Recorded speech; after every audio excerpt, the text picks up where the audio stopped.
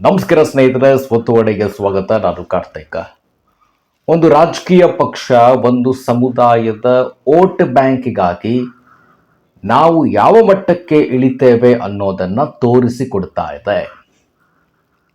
ಕಳೆದ 3-4 ದಿನಗಳಿಂದ ಒಂದೇ ಮಾತರಂ ವಿಚಾರಕ್ಕೆ ಸಂಬಂಧಪಟ್ಟಂತೆ ಕಾಂಗ್ರೆಸ್ನ ನಿಲುವಿನ ಬಗ್ಗೆ ಚರ್ಚೆಯಾಗ್ತಾನೆ ಇದೆ. ಕಾಂಗ್ರೆಸ್ನ ನಿಲುವು ಅಂತ ಹೇಳಿದ್ರೆ ಒಂದೊಂದು ಸನ್ನಿವೇಶಗಳಲ್ಲಿ ಒಂದೊಂದು ರೀತಿಯ ನಿಲುವುಗಳನ್ನು ತೆಗೆದುಕೊಳ್ತಾ ಇದ್ದಾರೆ. ಒಂದೊಂದು ರಾಜ್ಯಗಳಲ್ಲೂ ಆ ನಿಲುವಿಗೆ ಬೇರೆ ಬೇರೆ ರೀತಿಯಾದಂತಹ ಅಭಿಪ್ರಾಯಗಳು ವ್ಯಕ್ತ ಆಗ್ತಾ ಇದೆ. 15ನೇ ತಾರೀಕು AICC ಕಚೇರಿಯಲ್ಲಿ ನಡೆದಂತಹ ಸ್ವಾತಂತ್ರ್ಯೋತ್ಸವ ಸಂದರ್ಭದಲ್ಲಿ ಸೋನಿಯಾ ಗಾಂಧಿ ಅವರು ಒಂದೇ ಮಾತರಮಿನ 3ನೇ ಚರಣ ಆರಂಭವಾಗ್ತಾ ಇದ್ದಂತೆ ಯಾವ ರೀತಿಯಾದಂತಹ ಪ್ರತಿಕ್ರಿಯೆಯನ್ನು ಕೊಟ್ಟರು, ಸ್ಟಾಪ್ ಅನ್ನುವಂಥದ್ದನ್ನು ಹೇಳಿದ್ರು. ನಂತರ ಕಾಂಗ್ರೆಸ್ ಅದನ್ನು ಮಲ್ಲಿಕಾರ್ಜುನ್ ಖರ್ಗೆ ಅವರು ಬಹಳ ಹೊತ್ತಿನಿಂದ ನಿಂತಿದ್ರು, ಹಾಗಾಗಿ ಅವರಿಗೆ ಚೇರ್ ಕೊಡಿ ಅಂತ ಹೇಳಿದ್ರು ಅನ್ನೋ ರೀತಿಯ ಸ್ಪಷ್ಟನೆಯನ್ನು ಕೊಡ್ತು. ಈ ಸ್ಪಷ್ಟನೆ ಅನುಸಾರ ಕಾಂಗ್ರೆಸ್ಸಿಗೆ 6 ಚರಣಗಳನ್ನು ಹಾಡೋದಿಕ್ಕೆ ಯಾವುದೇ ರೀತಿಯಾದಂತಹ ಗೊಂದಲಗಳು ಭಿನ್ನಾಭಿಪ್ರಾಯ ಇಲ್ಲ ಅಂತ ಹೇಳರ್ಥ. ಚೇರ್ ಕೊಡ್ತಾ ಇದ್ರು, ಅವರೇನು ಆಕ್ಷೇಪವನ್ನು ವ್ಯಕ್ತಪಡಿಸಿಲ್ಲ ಅಂತ ಹೇಳಿದ್ರೆ. ಇನ್ನು ಕರ್ನಾಟಕದವನ್ನ ತೆಗೆದುಕೊಳ್ಳೋದೇ ಆದರೆ ಕರ್ನಾಟಕದಲ್ಲಿ DK ಶಿವಕುಮಾರ್ ಮುಖ್ಯಮಂತ್ರಿಯ ಪದಗ್ರಹಣದ ಸಂದರ್ಭದಲ್ಲಿ, 2ನೇ ಬಾರಿ ಸಂಪುಟ ವಿಸ್ತರಣೆ ಸಂದರ್ಭದಲ್ಲೂ 15ನೇ ಆಗಸ್ಟ್ಗೂ ಸಹ ಒಂದೇ ಮಾತರಂ ಪೂರ್ಣ ಪ್ರಮಾಣದಲ್ಲಿ ಮೊಳಗ್ತು. 6 ಚರಣಗಳನ್ನು ಹಾಡಲಾಯಿತು. ಆದರೆ ಕೇರಳದಲ್ಲಿ ಕಾಂಗ್ರೆಸ್ ಸರ್ಕಾರ ಇದೆ, ಅಲ್ಲಿ ಯಾವುದೇ ಕಾರಣಕ್ಕೂ ನಾವು ಒಂದೇ ಮಾತರಮನ್ನು ಹಾಡೋದಿಲ್ಲ. ನಿಲುವುಗಳು ಒಂದೊಂದು ರಾಜ್ಯಗಳಲ್ಲಿ ಒಂದೊಂದು ಸನ್ನಿವೇಶಗಳಲ್ಲಿ ಒಂದೊಂದು ರೀತಿಯಲ್ಲಿದೆ. ನಿನ್ನೆ ಅನ್ಸತ್ತೆ ಮಲ್ಲಿಕಾರ್ಜುನ್ ಖರ್ಗೆ ಅವರ ನೇತೃತ್ವದಲ್ಲಿ ಗೋವಾದಲ್ಲಿ ಕಾಂಗ್ರೆಸ್ನ ಸಮಾವೇಶ ನಡೀತು. ಅಲ್ಲೂ ಕೂಡ 2 ಚರಣಗಳನ್ನಷ್ಟೇ ಆಡಿದ್ರು, 2 ಚರಣ ಆಡಿದ್ರು, 3ನೇ ಚರಣದಿಂದ ಹಾಡಿಲ್ಲ. ಅದು ಕಾಂಗ್ರೆಸ್ನ ನಿಲುವುಗಳು ಸಮಯಕ್ಕೆ ಸಂದರ್ಭಕ್ಕೆ ತಕ್ಕಂತೆ ಬದಲಾಗ್ತಾ ಇದೆ. ಈಗ ಇಲ್ಲಿ ಚರ್ಚೆ ಮಾಡ್ತಾ ಇರುವಂಥ ವಿಷಯ ಅತಿಯಾದ ಓಲೈಕೆ. ನಾನು ಕೇಳಲಿಕ್ಕೆ ಹೊರಟಿರುವಂಥದ್ದು ಒಂದೇ ಪ್ರಶ್ನೆ. ಸಂಪೂರ್ಣ ಒಂದೇ ಮಾತರಂ ಹಾಡೋದಕ್ಕೆ ಮುಸಲ್ಮಾನರು ಹಿಂದೇಟನ್ನು ಹಾಕ್ತಾರೆ. ಯಾಕಂತ ಹೇಳಿದ್ರೆ ಅವರ ಧಾರ್ಮಿಕ ಭಾವನೆಗೆ ಧಕ್ಕೆ. 3ರಿಂದ 4ನೇ ಸ್ಟ್ಯಾನ್ಸಾ ತನಕ ಹಾಡೋದಕ್ಕೆ ಮುಸ್ಲಿಮರು ಭಿನ್ನಾಭಿಪ್ರಾಯವನ್ನು ವ್ಯಕ್ತಪಡಿಸ್ತಾರೆ. ಕೆಲವರು ಮೊದಲ 2 ಸ್ಟ್ಯಾನ್ಸಾವನ್ನ ಹಾಡೋದಕ್ಕೂ ಕೂಡ ಹಿಂದೇಟು ಹಾಕ್ತಾರೆ, ಒಂದೇ ಮಾತರಂ ಅಂತ ಬರುತ್ತೆ ಅಂತ. ಒಟ್ಟಾರೆ 3, 4, 5, 6ನೇ ಸ್ಟ್ಯಾನ್ಸ್ ಆಡಲಿಕ್ಕೆ ಮುಸ್ಲಿಮರಿಗೆ ಅವರ ಧಾರ್ಮಿಕ ಭಾವನೆ ಅಡ್ಡಕ್ಕೆ ಬರುತ್ತೆ. ಕಾಂಗ್ರೆಸ್ಸಿಗೆ ಏನಾಗಿದೆ? ಕಾಂಗ್ರೆಸ್ಸಿಗಿರುವಂಥದ್ದು ಮುಸಲ್ಮಾನರು ಎಲ್ಲಿ ಬೇಜಾರು ಮಾಡ್ಕೊಬಿಡ್ತಾರೋ ಅಂತ.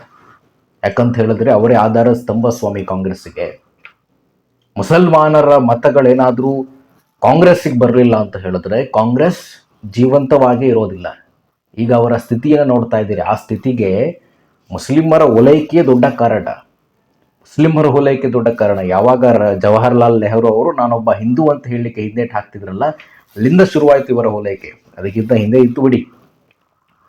1937ರಲ್ಲಿ ಮೊಹಮ್ಮದ್ ಅಲಿ ಜಿನ್ನಾ ಅವರ ಮಾತನ್ನ ಕೇಳಿ ಅವರು ಭಿನ್ನಾಭಿಪ್ರಾಯವನ್ನು ವ್ಯಕ್ತಪಡಿಸಿದ್ರು. ಅದಕ್ಕಿಂತ ಮುಂಚೆ ಅಲಿ ಬ್ರದರ್ಸು ಕೂಡ ಭಿನ್ನಾಭಿಪ್ರಾಯ ವ್ಯಕ್ತಪಡಿಸಿದ್ರು, ನಾವು ಒಂದೇ ಮಾತರಮನ್ನ ಸಂಪೂರ್ಣವಾಗಿ ಹಾಡೋದಿಲ್ಲ ಅಂತ.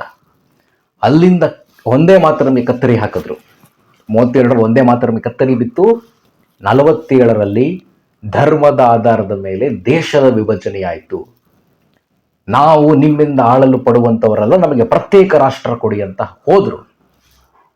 10 ವರ್ಷದಲ್ಲಿ ದೇಶನ ವಿಭಜನೆ ಮಾಡಿದ್ರು. ಒಂದೇ ಮಾತರಂಗೆ ಕತ್ತರಿ ಹಾಕಿದ 10 ವರ್ಷಗಳಲ್ಲಿ. ಇನ್ನೊಂದು ಪ್ರಶ್ನೆ ನಾನು ಕೇಳಬೇಕಾಗಿರುವುದು, ಪೂರ್ಣ ಪ್ರಮಾಣದ ಒಂದೇ ಮಾತರಂ ಹಾಡುವುದರಿಂದಾಗಿ ಮುಸಲ್ಮಾನರ ಧಾರ್ಮಿಕ ಭಾವನೆಗೆ ಧಕ್ಕೆ ಆಗುತ್ತೆ. ಇದು ಸೆಕ್ಯುಲರ್ ನೇಷನ್, ಜಾತ್ಯತೀತ ರಾಷ್ಟ್ರ, ನಾವು ಜಾತ್ಯತೀತ ಪಕ್ಷ ಅಂತ ಹೇಳಿ ಕಾಂಗ್ರೆಸ್ನವರು ಹಿಂದೇಟು ಹಾಕ್ತಾ ಇದ್ದಾರೆ. ಓಕೆ, ಗೋಹತ್ಯೆ ನಿಷೇಧ ವಿಚಾರಕ್ಕೆ ಸಂಬಂಧಪಟ್ಟಂತೆಯೂ ಕೂಡ ಇದೇ ರೀತಿ ನಿಲುವನ್ನ ತೆಗೆದುಕೊಳ್ಬೇಕಾಗಿತ್ತು. ಗೋ ಹತ್ಯೆ ಮಾಡೋದ್ರಿಂದಾಗಿ ಹಿಂದೂಗಳ ಧಾರ್ಮಿಕ ಭಾವನೆಗೆ ಧಕ್ಕೆ ಉಂಟಾಗುತ್ತೆ. ಅವರು ಅದನ್ನು ಮಾತೆಯ ಸ್ವರೂಪದಲ್ಲಿ, ದೇವರ ಸ್ವರೂಪದಲ್ಲಿ ಪೂಜಿಸ್ತಾರೆ. ಹಾಗಾಗಿ ಗೋಹತ್ಯೆ ನಿಷೇಧ ಮಾಡಿರುವಂಥ ಕಾರಣಕ್ಕೆ ನಮ್ಮ ಬೆಂಬಲವಿದೆ. ಕೆಲವು ಕಡೆ ಯಾಕೆ ಹಿಂದೇಟು ಹಾಕ್ತೀರಿ ಅದನ್ನು ಸಮರ್ಥನೆ ಮಾಡ್ಕೊಳ್ಳಿಕ್ಕೆ, ಗೋಹತ್ಯೆ ನಿಷೇಧವನ್ನು ಮಾಡೋದಕ್ಕೆ? ಇದ್ಲಿ ಯಾಕೆ ದ್ವಂದ್ವ? ಗೋಹತ್ಯೆ ನಿಷೇಧಕ್ಕೂ ಕೂಡ ನೀವು ದೊಡ್ಡ ಮಟ್ಟಿಗಿನ ಬೆಂಬಲ ಕೊಡಬೇಕಲ್ವಾ? ಅದು ನಮ್ಮ ಹಿಂದೂಗಳ ಧಾರ್ಮಿಕ ಭಾವನೆಗೆ ಇದಕ್ಕೆ. ಒಟ್ಟಾರೆಯಾಗಿ ಹೇಳೋದೇ ಆದರೆ ಇವರು ಒಂದೇ ಮಾತರಮನ್ನ 6 ಚರಣಗಳನ್ನ 37ಕ್ಕೂ ಹಿಂದೆ ಕಾಂಗ್ರೆಸ್ನವ್ರು ಹಾಡ್ತಾ ಇದ್ರು. 37ರ ನಂತರ ಮುಸ್ಲಿಮರ ಧಾರ್ಮಿಕ ಭಾವನೆಗೆ ಧಕ್ಕೆಯಾಗತ್ತೆ. ಅದರ ನಂತರವೂ ಕೂಡ ಪಾರ್ಟಿಷನ್ ಆಫ್ ಬೆಂಗಾಲ್ ಟೈಮ್ನಲ್ಲಿ ಮುಸ್ಲಿಮರು, ಹಿಂದೂ ಮುಸ್ಲಿಂ ಎಲ್ಲರೂ ಸೇರಿ ಒಟ್ಟಿಗೆ ಇದು ಪೂರ್ಣ ಚರಣವನ್ನು ಆಡಿದ್ದಾರೆ. ನಂತರ ಕಾಂಗ್ರೆಸ್ನಲ್ಲಿರುವಂತಹ ಮುಸಲ್ಮಾನರೇ ಇದನ್ನು ವಿರೋಧಕ್ಕೆ ವ್ಯಕ್ತಪಡಿಸಿದ್ರು. ಈಗಲೂ ಸ್ಟೇಟ್ಮೆಂಟ್ಸ್ಗಳು ನೋಡ್ಬೋದು. ನೀವು ಮಲ್ಲಿಕಾರ್ಜುನ್ ಖರ್ಗೆ, ಹರಿಪ್ರಸಾದ್ ಅವರು ಹೇಳ್ತಾರೆ, ನಾವು ಹಾಡುವಂಥದ್ದು 2 ಸ್ಟ್ಯಾನ್ಸ ಮಾತ್ರ, ನಮ್ಮನ್ನ ಗಲ್ಲಿಗೇರಿಸಿದ್ರು ಕೂಡ ನಾವು ಹಾಡೋದು 2 ಸ್ಟ್ಯಾನ್ಸ.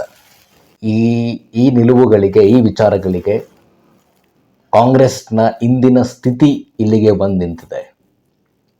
ಇದು ಇದೇ ರೀತಿಯಾಗಿ ಮುಂದುವರಿಬಾರದು ಅಂತ ಹೇಳಿದ್ರೆ ನೋಡಿ, ಅಲ್ಲಿ 15 ಆಗಸ್ಟು IACC ಕಚೇರಿ ನಡೆದಂಥ ಸ್ವಾತಂತ್ರ್ಯ ಸಂದರ್ಭದಲ್ಲಿ ಮಲ್ಲಿಕಾರ್ಜುನ್ ಖರ್ಗೆ ಅವರು ಅಲಗಾಡಲಿಲ್ಲ ಸ್ವಾಮಿ. ಗೊತ್ತು ಮಲ್ಲಿಕಾರ್ಜುನ್ ಖರ್ಗೆ ಅವರು, ನಾನು ಇಲ್ಲಿ ಆಕ್ಷೇಪವನ್ನು ವ್ಯಕ್ತಪಡಿಸಿದ್ರೆ ದೊಡ್ಡ ಮಟ್ಟಿಗೆ ಚರ್ಚೆ ಶುರುವಾಗುತ್ತೆ ಇದು ಅಂತ. ಸೋನಿಯಾ ಗಾಂಧಿ ಅವರನ್ನ ಸ್ವಲ್ಪ ಸಮಾಧಾನ ಪಡಿಸುವಂಥ ಕೆಲಸವೂ ಕೂಡ ಮಲ್ಲಿಕಾರ್ಜುನ್ ಖರ್ಗೆ ಮಾಡಿದ್ರು. ಇಲ್ಲಿ ಕಾಂಗ್ರೆಸ್ನ ತತ್ವ, ಸಿದ್ಧಾಂತ ಮತ್ತು ನಿಲುವು ಏನಿದೆ ಅನ್ನೋದು ಅವರ ಪಕ್ಷದವರಿಗೆ, ಆ ಕಾರ್ಯಕ್ರಮದ ಆಯೋಜಕರಿಗೂ ಕೂಡ ಅರ್ಥ ಆಗ್ತಾ ಇಲ್ವ? ನೋಡಿ, ಈಗ ಒಂದೇ ಮಾತರಂ ವಿಷಯಕ್ಕೆ ಬಂದಾಗ ಆ ಎಂಟೈರ್ ಕಾರ್ಯಕ್ರಮದ ವಿವರಣೆಗಳು, ಒಂದೇ ಮಾತರಂ ಎಷ್ಟು ಆಡ್ತೀರಾ ಸ್ವಾಮಿ, ನೀವು ಫುಲ್ ಆಡ್ತಿದ್ದೀರಾ? ಇಲ್ಲ, 2 ಸ್ಟ್ಯಾನ್ಸ್ ಆಡಬೇಕು. ನಮ್ಮ ಪಕ್ಷದ ನಿಲುವು ಅಂತ ಹೇಳಿ ಕಾಂಗ್ರೆಸ್ ಹೇಳಬೇಕಿತ್ತಲ್ಲ, ಅಲ್ಲಿ ಆಯೋಜಕರು ಹೇಳ್ಬೋದಾಗಿತ್ತಲ್ಲ. ಎಲ್ಲ ಶುರುವಾಗಿದೆ. ರಾಹುಲ್ ಗಾಂಧಿ, ಮಲ್ಲಿಕಾರ್ಜುನ್ ಖರ್ಗೆ, ಸೋನಿಯಾ ಗಾಂಧಿ ಅವ್ರ ಗಮನಕ್ಕಂತೂ ಬರಲ್ಲ ಕಾರ್ಯಕ್ರಮ ಯಾವ್ಯಾವ ರೀತಿ ಹೋಗುತ್ತೆ ಅಂತ. ಅಲ್ಲಿ ಆಯೋಜಕರಿಗೂ ಕಾಂಗ್ರೆಸ್ನ ತತ್ವ ಸಿದ್ಧಾಂತ ಏನು, ನಿಲುವೇನೋ, ಹಿಂದೆ ಯಾವ ರೀತಿ ನಿಲುವು ತೆಗೆದುಕೊಟ್ರು ಅಂತ ಗೊತ್ತಿಲ್ಲ ಅನ್ನೋದೇ ಆಶ್ಚರ್ಯ. ಇದೇ ಆಶ್ಚರ್ಯ. ಹೀಗಾಗಿ ಹೇಳೋದೇ ಆದರೆ ಸಮಯಕ್ಕೆ ಅನುಗುಣವಾಗಿ ಅವರವರ ಮುಖವಾಡಗಳು ಅವರಿಂದಲೇ ಕಳಚಲ್ಪಡ್ತಾ ಇದೆ. ಇದೇನು ಕಾಂಗ್ರೆಸ್ ಒಂದೇ ಮಾತರಂ ಗೀತೆಯನ್ನು ಹಾಡಿಲ್ಲ ಸಂಪೂರ್ಣವಾಗಿ ಅನ್ನುವಂಥದ್ದು ಏನು ಆಶ್ಚರ್ಯಘಾತಕವಾಗಿ ನೋಡಬೇಕಾಗೇ ಇರುವಂಥದ್ದು ಏನಲ್ಲ. ಹಿಂದೆ ಗೊತ್ತಿದೆ ಯಾವ್ಯಾವ ಸಂದರ್ಭಗಳಲ್ಲಿ ಇವರ ನಿಲುವುಗಳು ಏನೇನಾಗಿತ್ತು ಅನ್ನುವಂಥದ್ದನ್ನು. ಓಲೈಕೆ ರಾಜಕಾರಣ ತಾರಕಕ್ಕೇರಿದೆ. ಇದು ಆ ಪಕ್ಷಕ್ಕೆ ಹಿಂದೆಯೂ ಕೂಡ ಮಾರಕ ಆಗಿದ್ದು, ಮುಂದೆ ಇನ್ನೂ ಕೂಡ ಮಾರಕ ಆಗತ್ತೆ. ನಮಸ್ಕಾರ.